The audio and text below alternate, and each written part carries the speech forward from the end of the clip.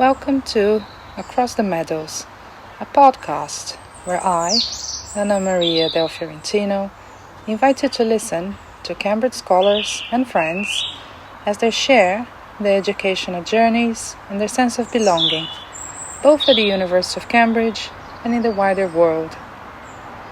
These conversations take place in the beautiful Grantchester Meadows, a space of inspiration and deep personal meaning for me, and one cherished by some of my favorite thinkers, including Virginia Woolf, John Maynard Keynes, Bertrand Russell, and Rupert Brooke, along with many others, past and present.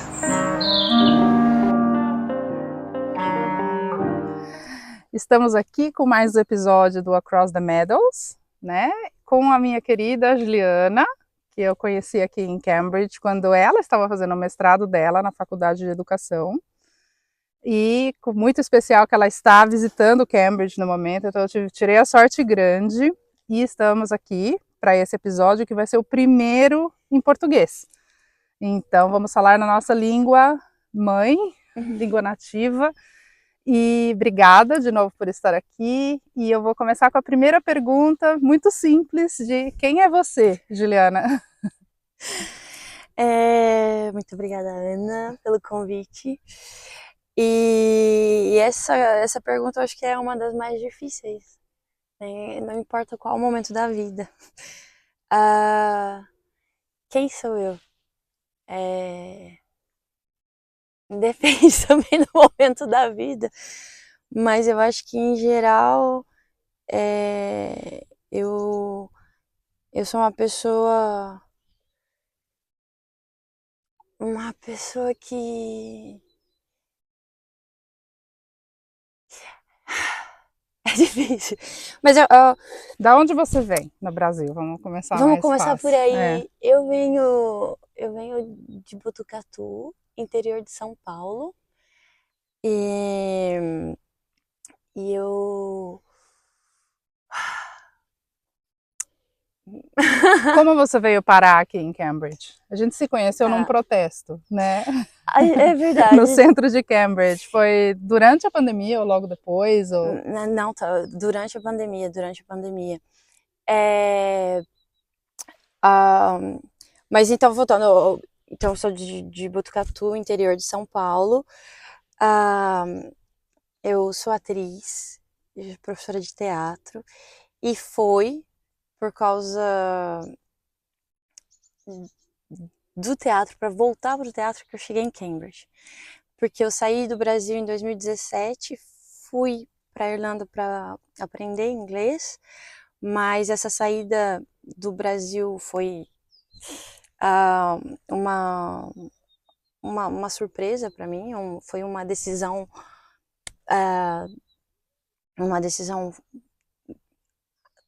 assim, rápida. Eu gaguejo ainda porque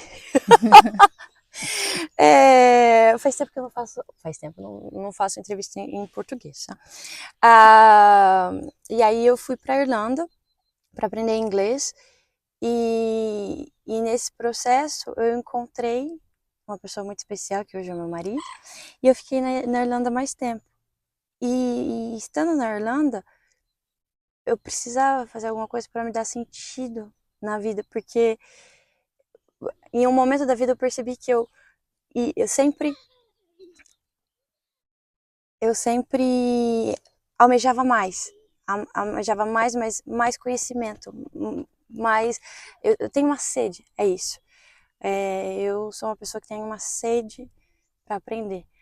E aí na Irlanda, como eu estava fazendo outros trabalhos, como eu não sabia inglês, não falava inglês, eu comecei a aprender e eu decidi fazer um mestrado em inglês, porque eu achava que fazendo o mestrado eu conseguiria voltar para minha área, que era o teatro, porque eu sentia muita, mas muita falta de estar na sala de aula, de estar com os alunos, de ter essa troca.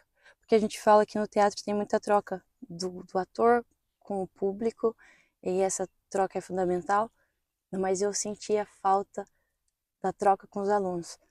E aí, procurando o mestrado e tudo, eu encontrei a oferta de bolsa, a oferta, as, as publicidades de bolsa de estudo para Cambridge, quando eu estava procurando. E uma das bolsas era a bolsa Bill Gates, e eu vi o perfil das pessoas que buscavam essa bolsa, que eles ofereciam essa bolsa, e foi isso que me chamou a atenção, e eu falei, eu quero ir para Cambridge, porque parecia, no papel, parecia um lugar que buscava soluções e que tinha o lado social, e que conseguia reconhecer uh, o lado o lado de fazer a diferença no mundo. E aí acho que foi uma das vezes que eu me senti que eu consegui ver que sim, eu posso fazer a diferença, posso fazer a diferença com o meu trabalho. E aí eu comecei a me inscrever em Cambridge. E veio para cá. E vim para cá. Eu acho que talvez você vai ter mais questões nesse assunto. E aí eu te deixo fazer as questões para filtrar mais. E aí você saiu de Botucatu para Irlanda, da Irlanda para Cambridge. Agora Uhum. você está na França, mas depois a gente conversa disso. E em Cambridge veio você, o seu namorado na época, vieram juntos. E eu sei que já faz um tempo, mas eu pergunto para todo mundo, não precisa ser muito técnica, mas qual que era a sua pesquisa aqui em Cambridge? Você ia fazer o mestrado em quê? O mestrado, ele é mestrado em Filosofia da Educação, arts, criatividade e educação. Mas a minha dissertação, eu foquei no como, assim, o teatro como uma ferramenta de transformação social. E no começo foi muito difícil, você deve saber, você sabe, é muito difícil afunilar a pesquisa, porque no começo eu queria falar, para mim chamava muita atenção essa troca entre professor e aluno, e que em certos locais não tem, é só o professor que chega e deposita o seu conteúdo, e os alunos estão lá passivamente. E eu lembro que na época da escolha da pesquisa, eu falava muito com uma amiga e que a gente falava dessa, qual é o lugar do teatro nessa questão social? Porque ela fazia já um trabalho de muitos anos em São Paulo, e é um trabalho com o Jardim Romano, que é um bairro de São Paulo da Zona Leste,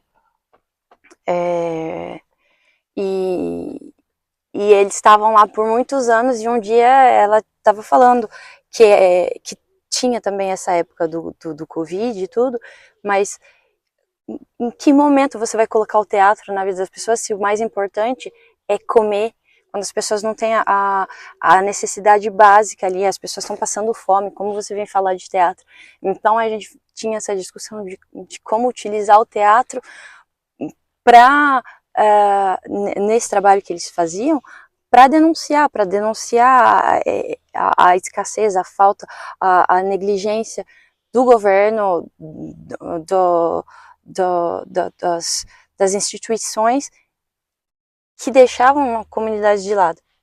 E aí, então dessa troca de professor-aluno, eu voltei para o lado mais como artista, e aí eu decidi pesquisar o trabalho dessa companhia e essa comunidade, e que era um trabalho ótimo, porque eu falo isso, porque quando a gente vai para a pesquisa, a gente tem que mostrar, dar exemplos, porque eu também fui uma pessoa que eu considero que a minha vida mudou por causa do teatro, que graças ao teatro e à educação eu consegui mudar um pouco o ciclo da minha família, assim, não reproduzir um ciclo, conseguir sair de um modelo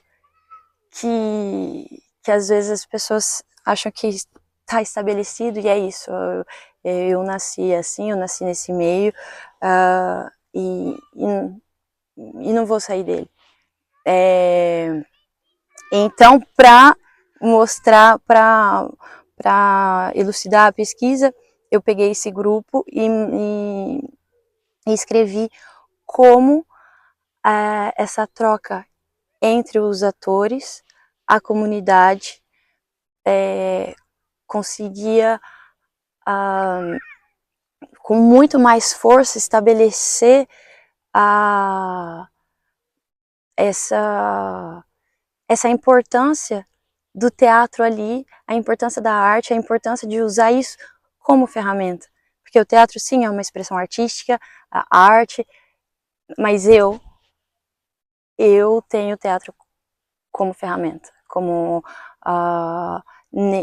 nesse sentido dessa pesquisa, era mostrar que a partir do momento que eles levaram o teatro, eles abriram mais oportunidades de teatro na comunidade, porque a comunidade era uma comunidade super artística. Eu mostro na pesquisa que eles já faziam sarau, já tinham os artistas que faziam rap, e o rap deles era já um instrumento de denúncia,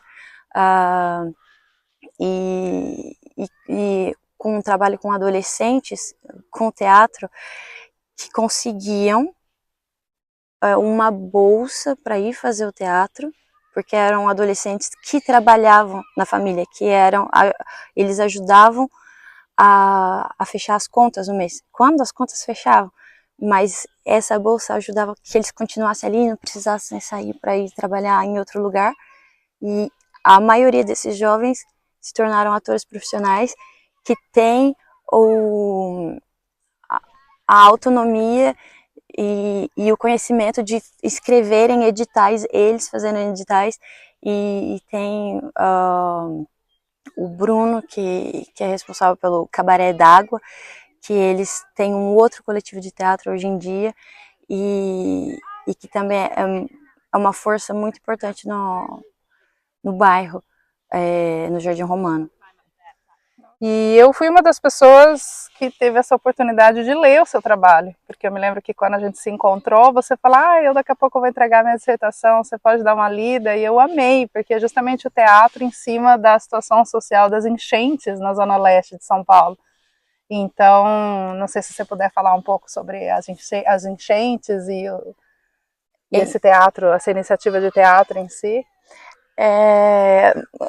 Porque esse projeto, o projeto do Jardim Romano, ele começou, tinha um professor que ele era o João Júnior, ele dava aula no CEL, porque em São Paulo tinha um projeto CEL e PIA. O CEL era mais para adolescentes e o PIA para crianças. Então tinham atividades culturais em zonas periféricas de São Paulo, várias, que foram criados no governo da Marta Suplicy, faz muito tempo. Hoje eu não tenho mais as datas na cabeça, porque já faz 5 anos que eu escrevia, e a qualidade desse trabalho era muito boa. Eram os formadores, as pessoas que vinham fazer as intervenções, eles eram muito capacitados artisticamente, pedagogicamente. Então era um trabalho muito rico em cultura, em fazer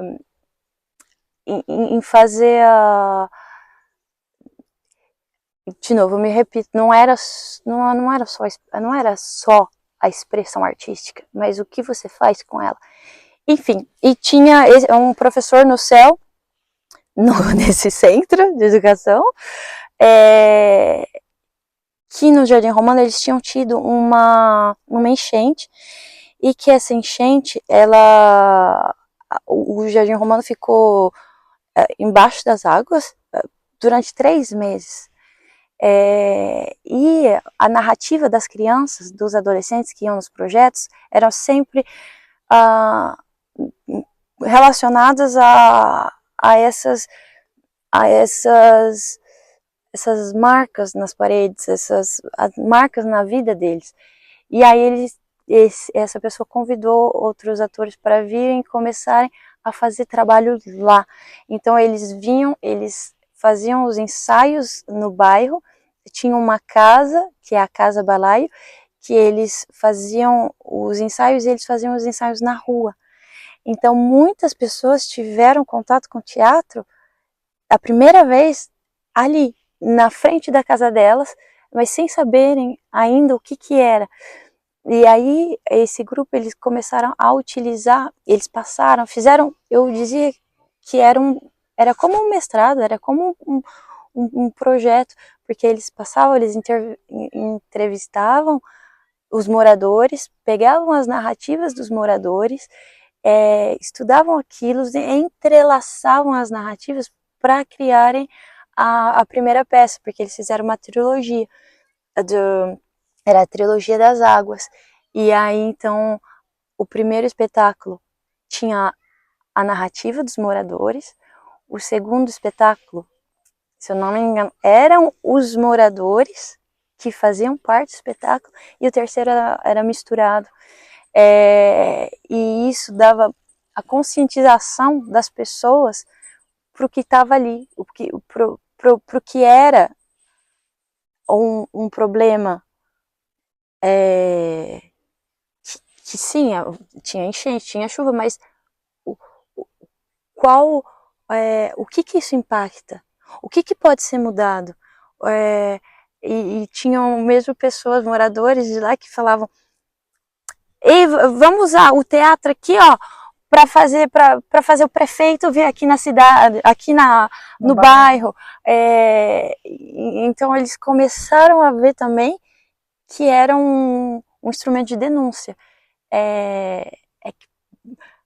O que eu tô falando aqui não é nem 5% do que eles fazem lá em São Paulo, e eu acho que isso foi transformador. Então, a minha dissertação foi só ilustrar o que eles faziam, e para mim também era muito importante conseguir mostrar como que tinha essa transformação. E como eu falei, eu sentia que a transformação tinha acontecido em mim, mas era muito subjetivo quando você fala de você mesmo para mostrar, para ilustrar o que você quer.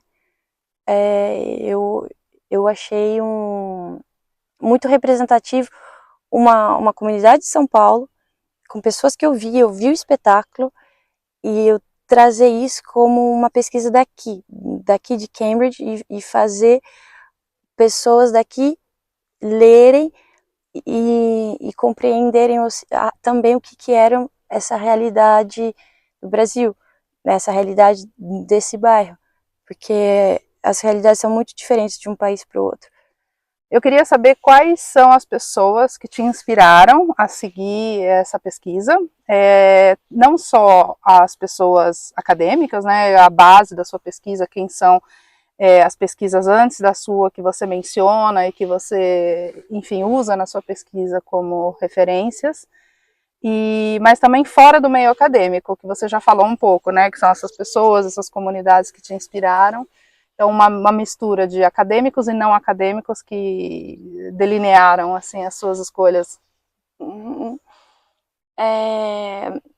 eu disse, eu tive que focar para escrever a tese, mas antes de escrever, eu tinha muitas ideias, e aí também teve um momento que era de onde vim, é porque no meu curso eu tive a oportunidade de ter opções de pesquisas e de ser o si, ser o si, de ser também parte da pesquisa. Então, quando eu comecei a escrever e depois eu tive que focar, eu trouxe a minha mãe, eu trouxe a minha infância,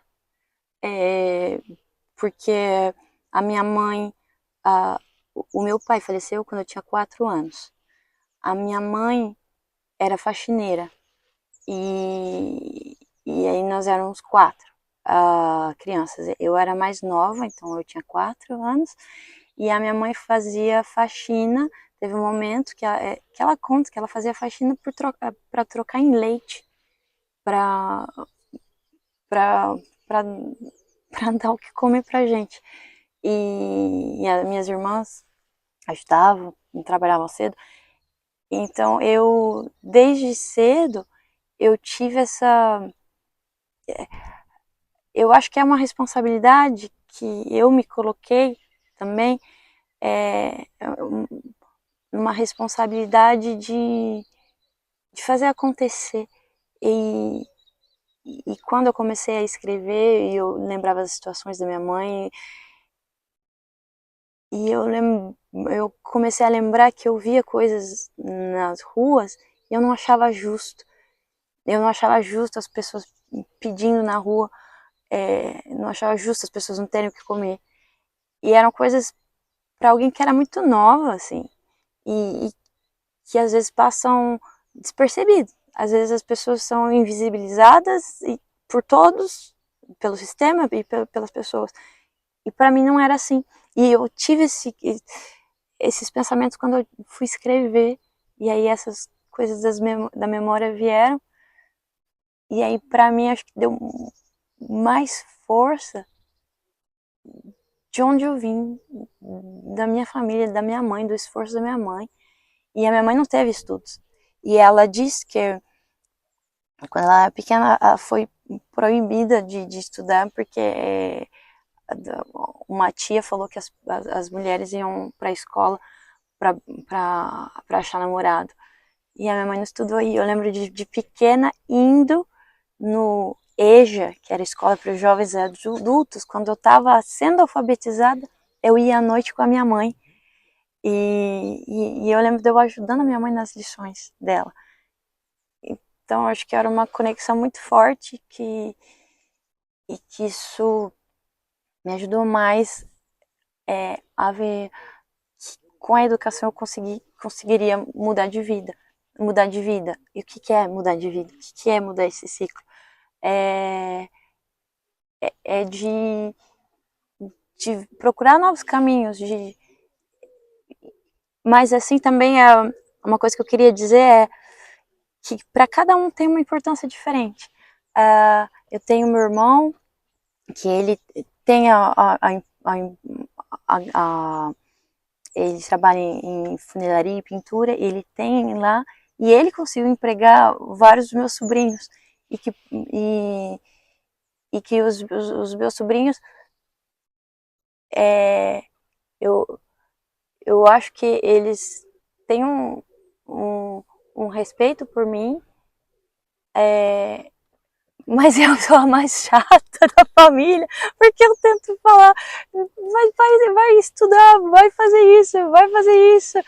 E, e eu tentava.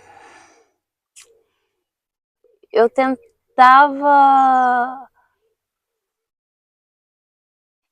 Eu tentava mostrar com o que eu estava fazendo que os meus sobrinhos podiam fazer também, mas ali era interesse, cada um segue o que foi. Mas enfim, voltando para a pergunta, a, a inspiração maior foi a minha mãe, mas eu tenho essa amiga que trabalhava com o Jardim, ainda trabalha com o Jardim Romano, que é a Ana Carolina Marinho, e, e de muitas conversas, e também Gessé de Souza, porque foi ali que começando a ler os trabalhos dele, eu entendi muito essa coisa dessa estrutura social e que linkava com o Paulo Freire, que vinha também dessa coisa que eu disse que as pessoas acham que essa situação ela é natural que a minha mãe não tenha dinheiro para ajudar ali, porque assim que é a vida. Ela é pobre, que tem isso essa construção social de fazer que as pessoas fiquem no lugar delas, entre aspas, né? Se você se você é pobre, se você não consegue uma vida melhor, mas não, eu não estou falando eu falo pobre, mas eu não estou falando de dinheiro, que a vida melhor é de dinheiro. Eu falo que a vida melhor é de você conseguir, hoje que no Brasil a gente está falando dessa luta de 6 por 1, de você, de acabar com isso, de você trabalha 6 dias e tem um dia de folga, e que isso é natural. Isso não é natural.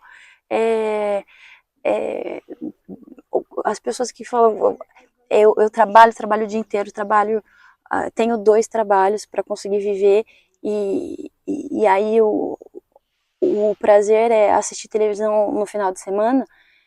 Não, o que eu queria, por exemplo, mostrar para minha família era de que não tem outra maneira de viver, tem uma maneira de viver dignamente, e de novo, não falo de viagens e ter dinheiro, mas de ter um descanso, de ter um descanso pago, de poder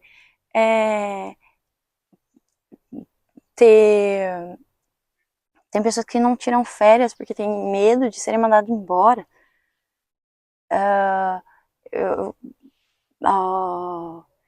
Enfim, e aí Freire, depois Augusto Boal. O Augusto Boal ele sempre teve do meu trabalho como no começo, quando eu já estava no Brasil, eu aprendi muito mais do Augusto Boal quando eu saí do Brasil, e eu tive uma amiga que me falou a mesma coisa, o quanto ele é pesquisado fora.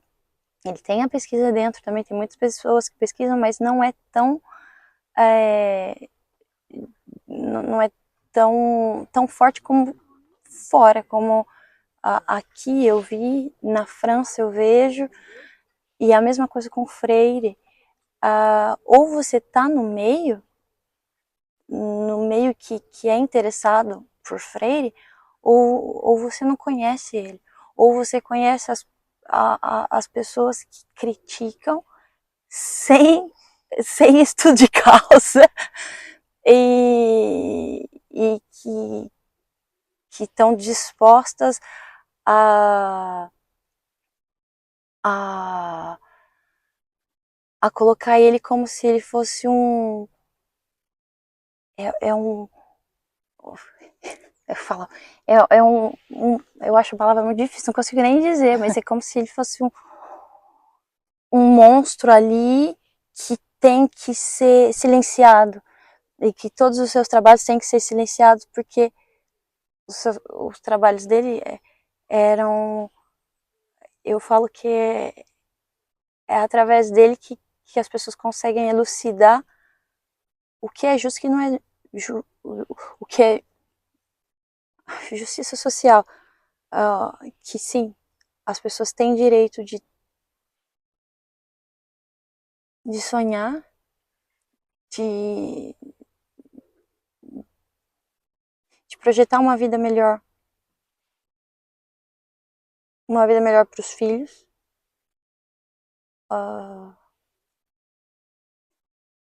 Enfim. Não, muito interessante. Inclusive, a gente tem, né, uma estátua do Paulo Freire na Faculdade de Educação também, que é um orgulho grande. e até de representatividade, assim, de você entrar numa faculdade que, obviamente, não é, um reduto de tantos brasileiros, assim. Eu acho que eu só conheci 2 pessoas na faculdade de educação brasileiras, você e o Alexandre, nessa minha época aqui, né? E é interessante quando você tem brasileiros visitantes, todos vão fazer foto com essa estátua do Freire, então é muito simbólico ter o Freire aqui com a gente, na faculdade de educação em Cambridge. E, e essas reflexões são muito interessantes, porque você falou isso, né, de você não necessariamente ficar rico, enfim, ter uma vida... O que é o luxo, né, o que é a qualidade de vida, é uma coisa realmente muito relativa. E eu sempre falo para as pessoas, né, de que você também ter filho também como sendo uma reprodução de tudo isso, né, de você continuar trabalhando na roda viva e esse ciclo que não se encerra nunca. Então, super concordo com você. E é muito legal quando a gente consegue ver fora, né, da caixinha que a gente foi condicionado a enxergar. Então, é bem interessante. E o que você acha da sua família? Vendo você agora com um diploma de Cambridge também, que é uma coisa tão inatingível para tanta gente, aqui no Reino Unido, quanto mais no Brasil, uma estudante brasileira em Cambridge, você acha que esse diploma, o que você leva com você da sua família, seja de ensinamentos, de exemplos, você já falou um pouco, né, dessa admiração pela sua mãe e pelo papel que ela teve na infância de vocês, e o que você acha que você está rompendo, você também já falou, né, mas assim, nesses ciclos, como você descreveu, né, nesses padrões, né, dentro da sua família? Cambridge, para minha família, na verdade, é, é subjetivo. Eles não sabem o que significa. É, eles sabem, sim, ó, tenho, fui para a universidade, fiz esse mestrado, mas eles perguntam, tá, e agora? E para mim, eu acho que Cambridge também, para mim, nunca foi um sonho. Nunca foi um sonho. Eu falo que de novo, eu caí em Cambridge por causa do que essa bolsa de estudos buscava. Então, buscava mudar o mundo e como que eram isso. E dando oportunidade de pessoas que não teriam condições financeiras para estar na universidade. E aproveito para dizer que eu não ganhei a bolsa. Não ganhei a bolsa. Quando eu estava fazendo a pesquisa para bolsas e tudo, eu estava na Irlanda e eu estava trabalhando. E eu estava trabalhando de babá. E era uma família que tinha uma boa estabilidade e pagava muito bem. E eu juntava, com uma partezinha aqui na minha cabeça dizendo: se eu não ganhar a bolsa, eu vou fazer desse mestrado de qualquer jeito. E acabou que quando tinha o Covid e tudo, quando eu passei na universidade, fui aprovada e foi um processo muito difícil, porque, de novo, eu não acho que eu tenho confiança em mim. Eu não acho que eu tenho uma confiança. Porque para entrar em Cambridge, de novo, eu cheguei na Irlanda com nível de inglês 0. Eu era A1. E estudando, e quando eu decidi isso, eu estudei muito mais, e trabalhando ao mesmo tempo, e que é isso também, uma realidade de muitos brasileiros, que a gente vai para a universidade e trabalha ao mesmo tempo. E essa era a minha realidade, então, desde pequena, sempre fazendo 2, 3 coisas ao mesmo tempo. E aí fiz a universidade, quando eu passei em Cambridge, eu tive que começar a fazer terapia, porque eu não conseguia aceitar que eu iria para esse lugar. Então eu coloquei também, eu fui mais uma que coloquei Cambridge no topo. E aí, como era difícil isso, se interessar por um lugar que você olha de baixo para cima. E aí, no meu departamento artístico e educação, eu vi isso diferentemente. E encontrei também brasileiros aqui e o Alexandre da Trindade. O Alexandre era uma pessoa que compartilha muito, então que fez muito bem chegar aqui e dizer: eu não tô conseguindo com esse inglês, meu Deus, o que eu faço? E ali, reconhecendo que sim, somos alunos internacionais, não somos daqui, não somos nativos, temos a nossa dificuldade e também temos a nossa maneira de escrever, a nossa maneira de comunicar e como que a gente pode fazer para não perder essa maneira. Então, eu tive orientadores que me ajudaram também para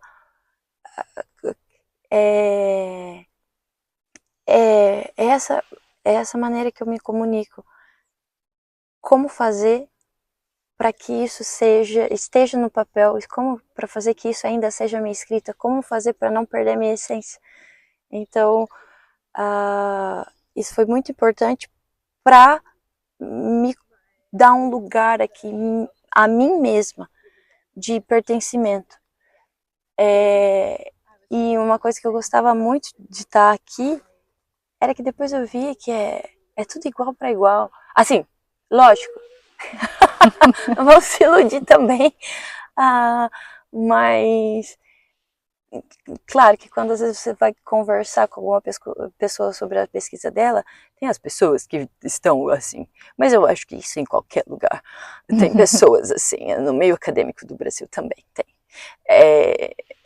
Mas aí aqui, quando também escolher as pessoas certas para se relacionarem. A partir do momento que você vê que tem uma pessoa que está se colocando como mais importante, mais inteligente e que quer ali mostrar que ela tem esse lugar, vai procurar outras. Vai fazer o simples. Com os meus amigos, porque aqui tem essa organização por colégios, então as pessoas do meu colégio, elas não eram do meu curso, mas a gente era muito próximo. E eu propus, porque aqui eles jogavam tênis, e eu propus de jogar tênis com frigideira. Então a gente fez um torneio de tênis com frigideira. E tinham outras coisas, então eu trazia a simplicidade. A maravilha também é de estar com estudantes internacionais, então pessoas de todo mundo, e como se entender bem.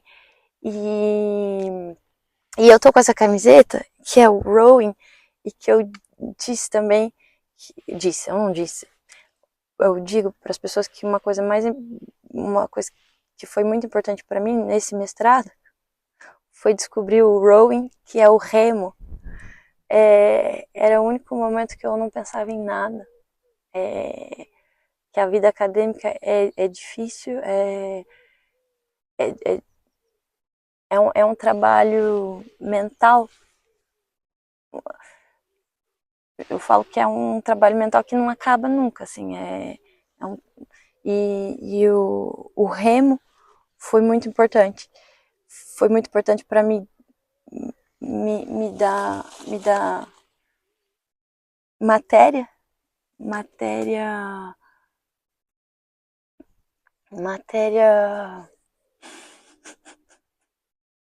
de bem-estar, matéria viva, matéria que saía do intelectual.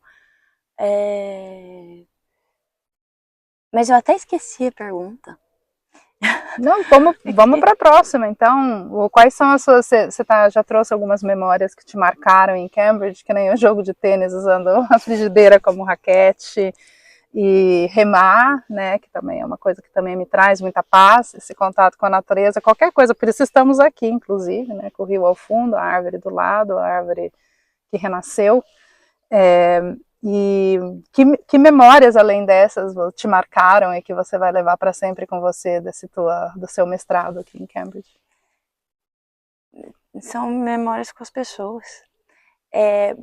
Por mais que eu acho que a pesquisa é importante, depois eu decidi não continuar com a vida acadêmica, mas participei de conferências e aí participei de escrita, de matéria, para continuar com essa busca de como mostrar então essa importância do teatro, mas ali também na parte escrita.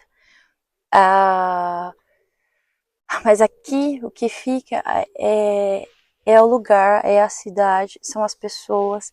Eu me casei depois do mestrado, terminei o mestrado, fui para a França, porque o meu marido é francês. E aí, os amigos daqui eu tinha convidado para o meu casamento, eles foram para o casamento. E ontem eu fui para um casamento de uma pessoa, de um amigo que estava no nosso meio. E aí, essas pessoas do torneio da frigideira, tênis de frigideira, se encontraram. Memórias aqui, que no inverno as pessoas vêm para nadar e eu ficava tomando chá. Os amigos iam nadar e vinham para depois tomar chá para esquentar o corpo. Para mim era, eu fiz uma vez. O inverno, o frio avassalador e na água. E aí eu estando aqui e tomando chá para esquentar, fazendo tudo de bicicleta, que aqui é uma vila, uma cidade pequena que você consegue fazer tudo de bicicleta. Era isso, tinha uns jantares, que eram os jantares do colégio e tudo. Mas para mim o que fica é mais a simplicidade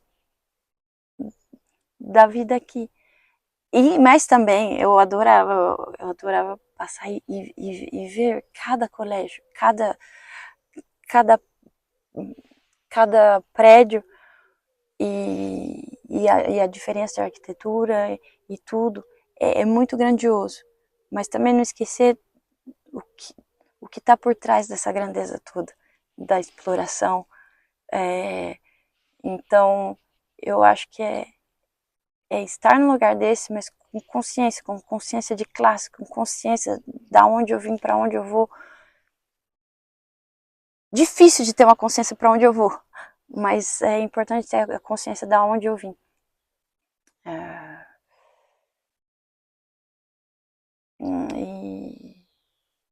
E encontros. Esse aqui foi um encontro muito, muito especial e que são os prazeres, eu falo os pequenos prazeres da vida. Eles são palpáveis. Palpáveis, sim. E é engraçado porque me falaram, né, quando eu falei que você estava aqui, eu comentei com algumas pessoas e falaram, Ana, como você tem sorte, porque o Jenson também foi a pessoa que eu entrevistei antes de você, ele não mora mais aqui, ele está em Singapura.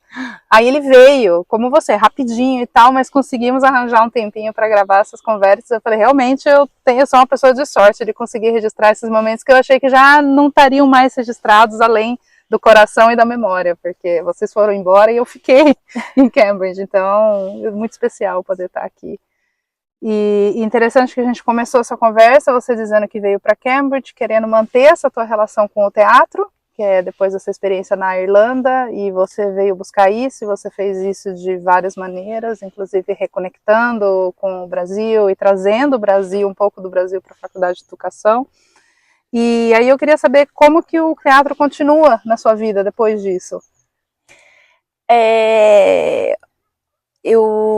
Então, assim que eu terminei o mestrado, aí fui embora para a França, porque na época era o meu namorado, hoje o meu marido, ele é francês, e nós nos encontramos na Irlanda.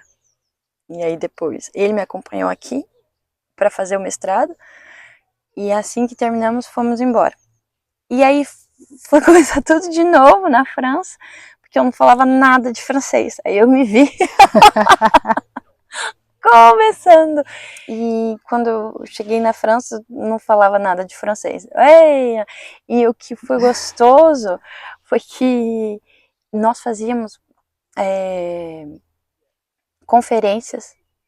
Chegamos a fazer algumas conferências do Paulo Freire, que era em setembro, que era um aniversário do Paulo Freire. Então, espero que um dia você consiga entrevistar o Alexandre, que ele vai falar dessa potência que foram esses encontros, as conferências que a gente conseguia reunir pessoas. Isso foi online. Uma das vantagens de estar fazendo as coisas online. Então tinham as conferências que juntavam universidades do Rio, outras universidades do Brasil, movimentos sociais, e aqui a Universidade de Cambridge. E quando eu cheguei na França, ainda estavam as conferências, então eu fazia tudo online e estava ainda muito envolvida no meio. Mas depois, vida na França, aprende o francês, e eu fui aprender francês na raça. Tipo, terminei Cambridge, meu primeiro emprego, McDonald's. Não, mas foi uma opção também não tentar, não quis tentar universidades, não. Eu fiquei na defensiva um pouco, porque eu queria aprender o francês. Então fui aprendendo, e aí eu já tinha essa confiança que não tinha tido quando eu cheguei na Irlanda. Mesmo que você não fala a língua local perfeitamente, ou que a partir do momento que você consiga se comunicar, o que você quer? Então o que eu queria era trabalhar com teatro, era voltar a ter a troca com os alunos. E aí eu comecei a dar uma aula aqui, uma aula ali, e eu vi que a comunicação acontecia. E às vezes eu falava para os alunos, olha, e ainda falo, olha, eu não consigo conjugar alguns verbos, a minha conjugação, a minha nem sei se é assim, mas a minha conjugação não é boa, então quando eu fizer um movimento com a mão para frente, é porque eu quero dizer no futuro, e quando eu fizer o movimento com a mão para trás, é no passado. E aí eu comecei a dar minhas aulas, e aí tem isso, né? Quando você conhece uma pessoa, a pessoa viu o seu trabalho, e aí outra, eu fui substituindo um aqui, um ali, e hoje eu tô fazendo exatamente a mesma coisa que eu fazia no Brasil. Eu tenho as minhas aulas, tô fazendo um pouco mais. Ano passado eu dirigi, acabei, né? O ano letivo aqui na Europa é diferente do Brasil, mas eu dirigi 10 espetáculos. Uau! Como a gente fala, tem o inglês quebrado, né? Quando você não tem umas coisas em inglês que você não, não sabe muito, mas você se comunica. E eu falo com o francês quebrado, dirigi 10 espetáculos. Então eu tô muito feliz do lado profissional, porque tendo feito o mestrado me ajudou a conquistar de novo a minha confiança em mim, e, e, e, e sim, eu posso, eu posso fazer, eu, de novo, eu posso sonhar, eu posso ir atrás, eu posso mudar essa realidade, eu posso ter o meu lugar, eu posso conquistar o meu lugar. E é isso. Então, estando na França agora, tendo passado por aqui, por Cambridge, na verdade me deixa mais tranquila, no sentido de, nem é Cambridge, experiências, ter aprendido uma língua, ter se reconstruído inteira para estar num lugar e depois ter a coragem de passar para outro lugar e se reconstruir de novo, mas com toda a bagagem. É isso que eu aprendi. A gente nunca começa do zero. Então, eu estou muito contente todos os espetáculos, todos, eles tinham um cunho do que eu tô falando. O que não tá bom nessa situação, o que pode ser mudado. Então todas as peças que eu dirigi, elas tinham umas mais fortes e outras mais tranquilas, mas um cunho político. O que precisa ser mudado, o que a gente quer falar com isso. As pessoas falam muito em reinventar, né? Mas são novos começos, né? Novos recomeços e tem uma simbologia forte. A gente está aqui embaixo dessa árvore, que nem eu falei para você, porque essa árvore, eu não sei se dá para ver aqui, eu posso virar um pouco a câmera, mas essa árvore é uma árvore que morreu, é uma árvore muito antiga, com centenas de anos, que ela caiu, e eu gostava muito dessa árvore, gosto muito dessa árvore, que antiga, deve ter, sei lá, 200, 300 anos, e ela caiu e quebrou no meio, ali a quebra mais ou menos, e caiu no rio, e depois de um tempo começou a brotar. É uma ash tree que chama, que é de cinzas, não sei como fala em português, mas é ash de cinza, e tem todo esse verde agora em volta dela, de ela se recriando e trazendo a bagagem, né, como muita gente, a gente em particular, acho, eu e você, com certeza, se reinventando, renascendo em países diferentes, novos recomeços, novos começos, trazendo essa bagagem e a educação, como você falou, né, como sendo uma janela para o mundo, né, eu sempre falo muito isso, acima de qualquer aprendizado intelectual ou acadêmico, esse empoderamento, enfim, não sei nem que palavra usar, eu sou que nem você, eu acho que as palavras não conseguem expressar aquilo que eu quero dizer, é tudo sempre muito mais complexo e contraditório e tudo mais do que a gente consegue dizer. Mas, especialmente para mulheres e essas coisas todas de você passar por uma trajetória educacional que te entrega muito mais do que a educação em si, mas essa autoconfiança, essa sabedoria de lidar com o novo e se refazer, né? Eu queria perguntar para você como que você gostaria de encerrar, então, que é uma pergunta que eu faço, comecei a fazer, virou tradicional, para que eu convido que a pessoa encerre a conversa da maneira que ela preferir. A primeira coisa que veio foi uma coisa que eu fiz muito aqui e eu faço muito, é de pedir ajuda, no sentido de pedir ajuda para os amigos, de falar como você se sente, porque eu fiz a aplicação do mestrado, a candidatura do mestrado, o mestrado em si. Depois do mestrado, eu sempre tive amigos que eu perguntava opinião, eu pedia, era ajuda de tradução, era ajuda disso, e eu nunca estava sozinha, nunca. Por que eu falo isso? Que eu conheço pessoas que guardam, que não é por mal, mas não pedem ajuda, não se comunicam, ou pessoas que passam por momentos difíceis de depressão e que guardam, que não querem importunar. Não, mas a gente está lá para isso, para se em francês é souder, para se ajudar. Então, para mim sempre converse com alguém, pergunte para alguém, troque com alguém, e compartilhe as experiências, esteja em relação com os outros, sempre.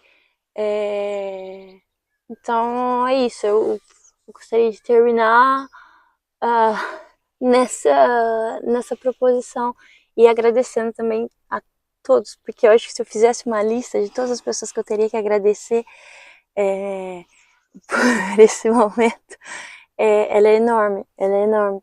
Então, e seja grato, né? Então, muito obrigada e obrigada, Ana. Obrigada a todos que passaram e que ainda vão passar pelo meu caminho. E eu termino com o som dos pássaros. Oh, que lindo. Obrigada, Jo. Foi muito bom.